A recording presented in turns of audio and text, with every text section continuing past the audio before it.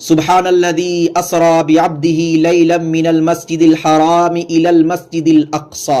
دوستو، قرآن کریم کی اس آیت سے نبی اکرم صلی اللہ علیہ وسلم کے معراج کے سفر کا ثبوت ملتا ہے، لیکن قرآن و حدیث کی روشنی میں کس تاریخ میں کس دن میں معراج ہوئی اس کا ثبوت نہیں ملتا۔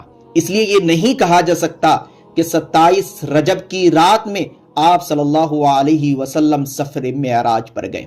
پورے یقین کے ساتھ، گارنٹی کے ساتھ اس بات کو نہیں کہا جا سکتا۔ دیکھا جاتا ہے کہ بہت سارے لوگ اس رات میں خاص عبادت کرتے ہیں یہ سوچ کر کہ اسی رات کی یہ خاص عبادت ہے، جبکہ ایسا بالکل نہیں۔